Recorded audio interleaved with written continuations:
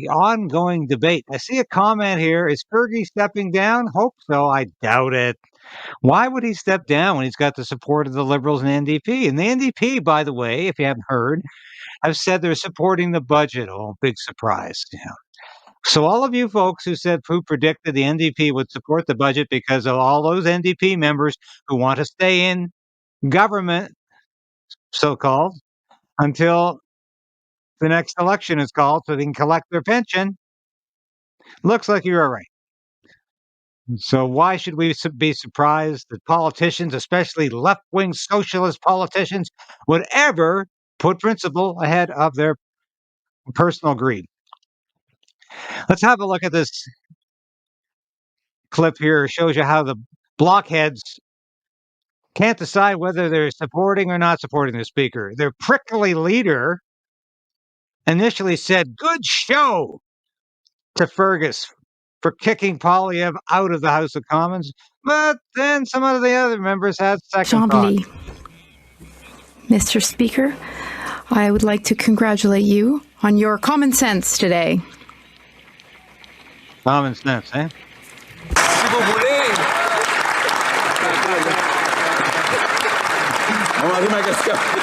That's the blockade. Well, they shouldn't even be sitting in the House of Commons. We all know that.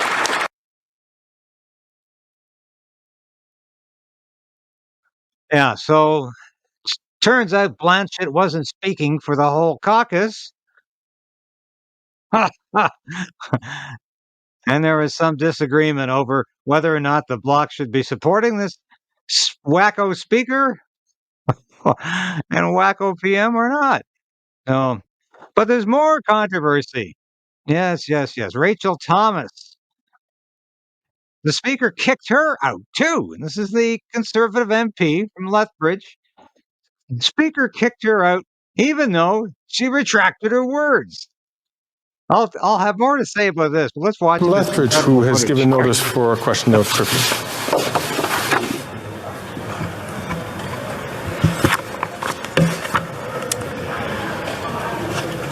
Mr. Speaker, I rise on a point of privilege today regarding a significant discrepancy between what was published in the Blues and what was published in Hansard of yesterday. The question of privilege that I raise also has to do with how I was treated by the Speaker of this House and how I was further portrayed. The discrepancy between the Blues and what was published in the Hansard is the omission of 2 words, 2 very important documented words. Okay, y'all listening to this? The Liberals now control the Hansard. They're now censoring the Hansard. Because Rachel Thomas is pointing out here that they deliberately excised 2 words that she had spoken. An exchange between the Speaker and me during question period yesterday. The Blues recorded the following statement by the Speaker. I quote directly. If the honourable member for Lethbridge has problems with the chair, she should challenge the chair in a respectful way. But as the honourable member knows, challenging the chair is against the rules of this House. I ask the honourable member to please withdraw her remark to say this, quote, Mr. Speaker, I stated that the chair is acting in a disgraceful manner. I withdraw. In the Hansard recording, 2 words are missing. The words, I withdraw. Wow. That said, it should be noted that it is reported in Hansard that at least 1 member did point out to the Speaker that these words, in fact, were spoken.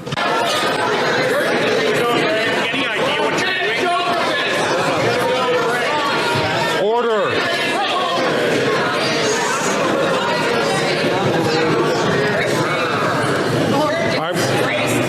I'm going to ask the honourable member from Lethbridge if she has problems with the chair that she should challenge the chair in a way. But as she knows,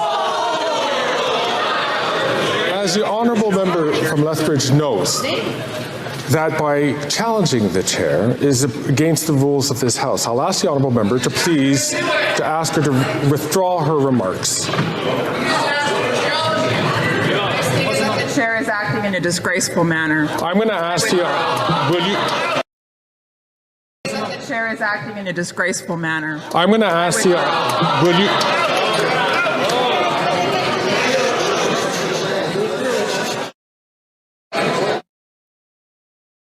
Yeah, he's turning the mic off. This is what he does Other for a member, living. it says the following, quote, she withdrew it. In the audio recording, many other members were heard drawing attention to this fact, asking for the Speaker to do the same. I thank the honourable member. I thank the honourable member from Lethbridge for raising this matter of question of privilege. I do encourage her, please, to share all the information that she would like to have the speakership to evaluate, and certainly we will take this with extreme importance. Thank you, Mr. Speaker. It's difficult to keep track, but I was very distressed by the additional information that was just provided by the honourable member from Lethbridge. I'm sure all of us in this place know how critically important it is that we have no question in our minds as to the accuracy of Hansard. Now, I don't have a lot of time for Elizabeth May, but at least she's being principled here. She's trying to be above politics, and she's acknowledging the Liberals are just a bunch of nasty censors. And this is my old friend James Bazan, the defense critic for the Conservative Party, and an MP from Selkirk, Interlake, East Manitoba. I'm disturbed by the fact that someone went to the effort of withdrawing "I withdraw" as a quotation from the Hansard record itself. As a long-serving member, someone who wants to make sure that the historical record is correct, that is reflected in the Hansard. So I encourage your office to dig down and find out who made that change to the Blues. That type of edit does change intent.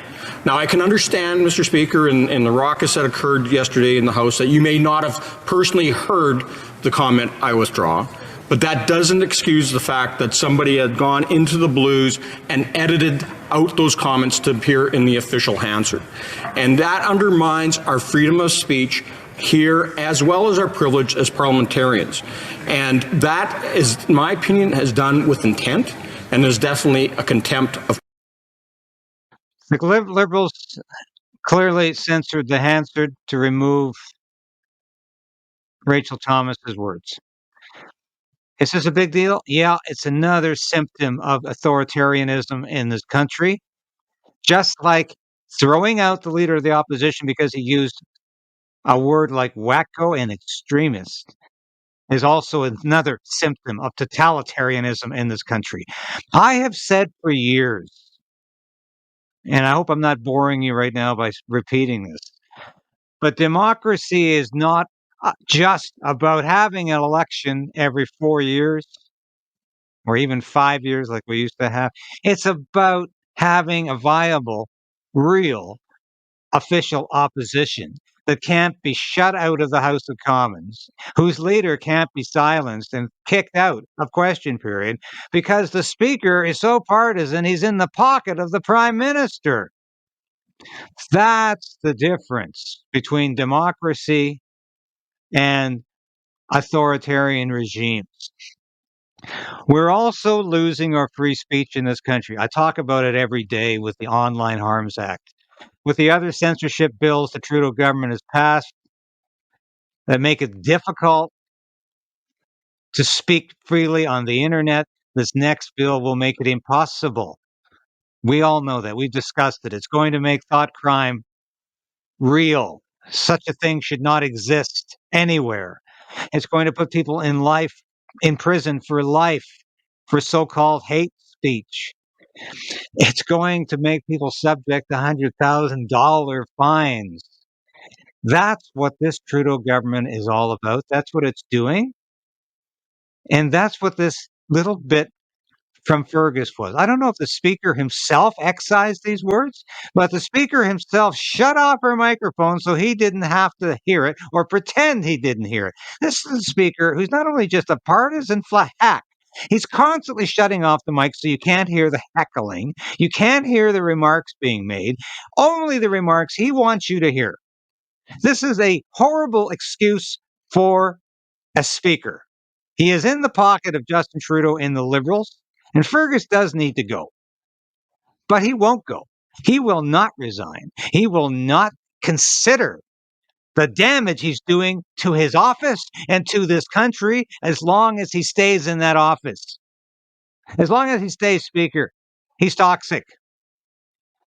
But he's got the support of the Liberals, and the NDP are in the pocket of Justin Trudeau. I hope they go down to massive defeat in the next election, because the NDP are the party of duplicity. They pretend they're an opposition party, but they're in the pocket of the Liberal government, and they're openly propping them up in a de facto coalition. And for that, the NDP needs to be completely decimated, eviscerated in the next election. Thank you for watching this episode of Stand on Guard and being a part of the KRAYDEN'S Right channel. If you've watched this episode to this point, you've watched it all. And that's really important for a small station like this. We always say subscribe, hit the bell, be a part of the KRAYDEN resistance. Resolve to resist. That's what we're doing. And if you become a subscriber, if you're a supporter of this station or a member through Substack, through YouTube, and now you can be a local as well, that's so important to us, because I couldn't do this without you. I made a decision to become an independent journalist about a year ago because I wanted to bring all of my experience in the military, in journalism, to you. I don't promise anything I can't deliver. I don't offer clickbait. I offer truth. The truth is out there, and it's my job to bring that truth to light and to you. Thanks for being a part of the KRAYDEN'S Right resistance, and we'll see you again soon. So we are in a very precarious position in this country. We need a political change, but we also need to resolve to resist.